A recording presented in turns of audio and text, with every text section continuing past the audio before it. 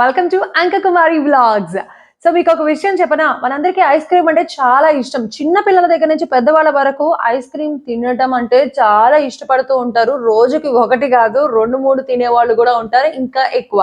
And ఒక్కొక్కసారి మనం ఏమైనా ఫంక్షన్స్కి వెళ్తే వాళ్ళు ఎస్పెషల్గా మనకి డెజర్ట్ ప్లేస్ లో కొంతమంది స్వీట్స్ పెడతారు, కొంతమంది అయితే ఎక్కువ శాతం ఐస్ క్రీమ్సే పెడతారు. అలా వాటికి ఫంక్షన్స్ కి పెళ్లిళ్ళకి వాటికి వీటికి వెళ్ళినప్పుడు ఒకటి తినే ప్లేస్ లో మనం ఒకేసారి 3, 4 తినేస్తూ ఉన్నాం. అలా ఐస్ క్రీమ్స్ ఎక్కువగా తినకూడదు, మంచిది కాదు అని ఎందుకంటూ ఉంటారు? అసలు ఐస్ క్రీమ్స్ లో ఏమేమి ఉంటాయి అని అంటే, ఈ రోజు నేను ఐస్ క్రీమ్ గురించి డీటెయిల్ గా మీకు ఇన్ఫర్మేషన్ ఇద్దాం అనుకుంటున్నాను. ఫస్ట్ ఐస్ క్రీమ్ తయారు చేయడానికి మనకి ఏం కావాలి అని అంటే షుగర్ కావాలి. సో షుగర్ అనేది చాలా ఇంపార్టెంట్ కదా. ఆ తర్వాత సాచురేటెడ్ ఫ్యాట్ కావాలి. ఆ తర్వాత దానికి కోల్డ్ టెంపరేచర్ ఉండాలి, లాక్టోస్ ఉండాలి, same time artificial flavours, stabilisers, colours ఇలాంటివన్నీ కావాలి. దాన్ని స్టోర్ చేయడానికి very very very cold temperature కావాలి. అసలు దీని ఒక్కొక్కటి మూలన మనకి ఎలాంటి ఎఫెక్ట్ ఇస్తుంది అనేది ఈ రోజు నేను మీకు ఈ వీడియోలో చెప్పబోతున్నాను. మొట్టమొదటిగా మనకి ఐస్ క్రీమ్ తయారు చేయడానికి షుగర్ అనేది చాలా ఇంపార్టెంట్. ఇలా షుగర్ అనేది ఈ మోతాదు ఎక్కువగా ఉంటుందన్నమాట. షుగర్ ఎక్కువగా ఉండడం వల్ల మనకి బ్లడ్ షుగర్ అనేది స్పైక్ అవుతుంది, అంటే ఒకేసారి పైకి వెళ్ళిపోతుంది అనమాట, హై ఇంక్రీజ్ అయిపోతుంది. దాని వల్ల ఏంటంటే మనకి ఇమీడియట్ ఇన్స్టెంట్ ఎనర్జీ వచ్చేస్తుంది. అదంతా కరిగిపోయిన తర్వాత ఇమీడియట్ టైర్డ్నెస్ కూడా వచ్చేస్తుంది. At the same time యాక్ని prone, ఎవరైతే పింపుల్స్ ఎక్కువగా బాధపడుతున్నారో వాళ్ళకి పింపుల్స్ మరింతగా ఎక్కువ పెరిగే అవకాశం ఎక్కువగా ఉంటుంది. ఆర్ పింపుల్స్ లేని వాళ్ళకి కూడా పింపుల్స్ వచ్చే అవకాశం ఎక్కువగా ఉంటుంది. అట్ ద సేమ్ టైం ఇలాగ షుగర్ ఎక్కువగా తీసుకోవడం మూలంగా ఇదిగో బెల్లీ ఫ్యాట్ త్వరగా పెరిగిపోయే అవకాశాలు ఉంటుంది. సో ఆడవాళ్ళు కానీ మగవాళ్ళు కానీ మనకి ఏదైనా సరే పొట్ట మాత్రం పెరగకూడదని కోరుకుంటాము కదా. సో అలా పొట్ట పెరగకుండా ఉండాలి అని అంటే అట్లీస్ట్ ఎప్పుడైనా ఒకసారి మాత్రమే తినాలి, అది కూడా ఎప్పుడైనా ఫంక్షన్స్కి వెళ్ళినప్పుడు ఒకటే కంట్రోల్డ్ గా ఉండాలి. అట్ ద సేమ్ టైం మనము ఇలా షుగర్ ఎక్కువగా తీసుకోవడం మూలంగా మనకి బ్లోట్ అయ్యే అవకాశం ఎక్కువగా ఉంటుంది అనమాట. ఎస్పెషలీ నైట్ టైమ్స్ ఎక్కువగా బ్లోట్ అయ్యే అవకాశం ఉంటుంది.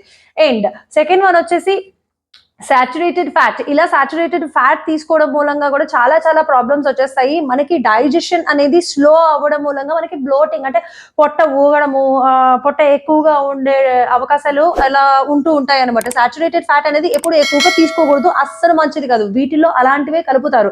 సో దట్ మనకి యాసిడ్ కూడా మనకి మనం తిన్నది అరగడానికి యాసిడ్స్ ఎక్కువ రిలీజ్ చేస్తూ ఉంటాయి కదా. సో అది యాసిడ్ ఎక్కువగా రిలీజ్ అయిపోవడం మూలన మరింత గ్యాస్ట్రిక్ ట్రబుల్ ప్రాబ్లం ఎవరికైతే ఉంటుందో వాళ్ళు మరింత ఎక్కువ గ్యాస్ట్రిక్ ట్రబుల్ ప్రాబ్లంతో బాధపడే అవకాశాలు లేదు. ఐస్ క్రీమ్స్ ఎక్కువగా తినే వాళ్ళు అసలు గ్యాస్ ప్రాబ్లం లేకపోయినా సరే వాళ్ళకి అప్పటి నుంచి కూడా గ్యాస్ అనేది ఎఫెక్ట్ అవ్వడం అనేది జరుగుతూ ఉంటుంది. దాని తర్వాత లాక్టోజ్. చాలా మందికి లాక్టోజ్, సో పాలు అనేది పడవు, కొంతమంది ఎలర్జిక్ ఉంటారు పాలకి. అలా పడని వాళ్ళు గనక తీసుకున్నట్లయితే అలర్జీస్ ఎక్కువగా వచ్చే అవకాశాలు ఎక్కువగా ఉంటాయి.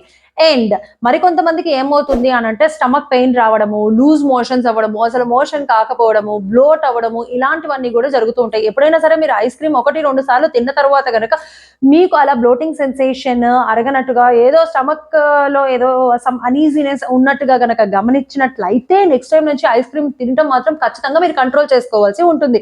At the same time ice cream ఎక్కువగా తింటే మనకి కొలెస్ట్రాల్ ఎక్కువగా వచ్చే అవకాశాలు కూడా ఉంటాయి. అండ్ ఇప్పుడు నెక్స్ట్ నేను చెప్పబోయేది ఏంటంటే ఆర్టిఫిషియల్ ఫ్లేవర్స్, కలర్స్, స్టెబిలైజర్స్. వీటి వల్ల మనకి డైరెక్ట్ గా ఎఫెక్ట్ అనేది ఎక్కువగా ఉండదు. కాకపోతే మనకి ఐస్ క్రీమ్ ఎక్కువగా తినటం మూలంగా ఏమవుతుందంటే టైర్డ్నెస్, హెడేక్స్, అంటే చాలా మంది మైగ్రేన్ తో బాధపడుతూ ఉంటారు. ఒక్కొక్కసారి తల బద్దలైపోతూ ఉంటుంది. ఎందుకు అవుతుంది ఇలా, ఏం జరుగుతుంది అనే విషయం తెలియదు. సో అలాగా మనకి తల అనేది ఎక్కువగా ఎఫెక్ట్ ఇస్తుంది, అంటే బ్రెయిన్ ఎక్కువగా హెడేక్స్ రావడము, మైగ్రేన్ రావడము, సో ఉన్న పలంగా మనకి తల ఏదో బరువుగా ఉన్నట్టు అనిపించడము, ఇలాంటివన్నీ కూడా జరుగుతూ ఉంటాయి అనమాట. సో మనకి స్టెబిలైజర్స్, ఈ కలర్స్ అన్ని డైరెక్ట్ ఎఫెక్ట్ ఇవ్వకపోయినా ఇండైరెక్ట్ గా మెల్లిగా ఇలాంటి ప్రాబ్లమ్స్ అనేవని మనకి కొని తెచ్చి పెడుతూ ఉంటాయి. సో దీని ద్వారా మనకి బ్లోటింగ్ ప్రాబ్లం కూడా వచ్చేస్తుంది. ఎప్పుడైనా సరే ఒకటి గుర్తుపెట్టుకోండి, మనకి స్టమక్ లో ఎప్పుడైనా అరగకుండా బ్లోటింగ్ కానీ గ్యాస్ కానీ ఇలాంటి సమస్యలతో బాధపడుతూ ఉన్నామంటే అది ఆటోమేటిక్ గా మనకి హెడేక్ కి దారి తీస్తుంది. అది సివియర్ హెడేక్ వచ్చేస్తుంది. దాని వల్ల మనం ఏ పని కూడా చేసుకోలేము. And last but not least very cold temperature. Ice creams అనేది ఎప్పుడైనా సరే చాలా కోల్డ్ టెంపరేచర్స్ లోనే పెడతారు కాబట్టి దాని వలన మనకి కోల్డ్, జలుబు, దగ్గు ఎఫెక్ట్ అయ్యే వచ్చే అవకాశాలు ఎక్కువగా ఉంటాయి. At the same time throat infections వచ్చేసే అవకాశాలు ఉంటాయి. అండ్ మనకి థ్రోట్ లో చాలా మంది టాన్సిల్స్ తో బాధపడుతూ ఉంటారు కదా, అవి మరింత పెరిగే అవకాశాలు ఎక్కువగా ఉంటాయి. అండ్ సైనస్, ఈ ప్రాబ్లమ్స్ అన్ని కూడా ఒకదానితో ఒకటి కనెక్ట్ అయిపోయి ఉంటాయి కాబట్టి ఈ ప్రాబ్లమ్స్ అన్ని కూడా వచ్చే ఛాన్సెస్ మీకు ఉంటాయి. ఇప్పుడు నేను చెప్పిన ఇన్ఫర్మేషన్ బట్టి ఐస్ క్రీమ్ తినకూడదు అని నేను అన్నాను. చాలా మంది ఇదిగో నాకు కూడా ఐస్ క్రీమ్ అంటే చాలా చాలా చాలా ఇష్టము. సో ఐస్ క్రీమ్ కనబడితే నేను అస్సలు ఆకలేను. బట్ నేను ఈ విషయాలన్నీ తెలిసిన తర్వాత చాలా కంట్రోల్డ్గా ఉంటున్నాను. ఎందుకంటే మనం హెల్దీగా ఉంటే మనం ఏ పనైనా చేయొచ్చు. అండ్ లైఫ్ లాంగ్ కూడా ఐస్ క్రీమ్స్ అట్లీస్ట్ అప్పుడప్పుడు తినచ్చు. 10 డేస్కి అట్లీస్ట్ ఒకసారో లేకపోతే మంత్లీ వన్స్ అట్లా తీసుకుంటే కనుక ప్రమాదం అనేది ఉండదు. లేదు ఇంట్రెస్ట్ ఉన్న వాళ్ళు రెగ్యులర్గా తీసుకునేటే కనుక ఇలాంటి ప్రాబ్లమ్స్ ఫేస్ చేసే అవకాశాలు ఎక్కువగా ఉంటాయి. కాబట్టి మీకోసం నేను ఇలాంటి వీడియో తయారు చేసి చూపిస్తున్నాను. So please try to avoid ice creams. అంటే ఐస్ క్రీమ్స్ కంప్లీట్ గా కాదు, నాట్ కంప్లీట్లీ, బట్ రెగ్యులర్ గా తినేవాళ్ళు సమ్ టైమ్స్ తినడానికి ఫస్ట్ ట్రై చేస్తూ ఉండండి. ఆ తర్వాత మంత్లీ వన్స్ కి వచ్చేసేయండి. సో నేను చెప్పిన ఇన్ఫర్మేషన్ కనుక మీకు నచ్చితే ఒక లైక్ చేయండి, కామెంట్ చేయండి, షేర్ చేయండి, సబ్స్క్రైబ్ చేయడం మాత్రం మర్చిపోకండి. And thanks for watching.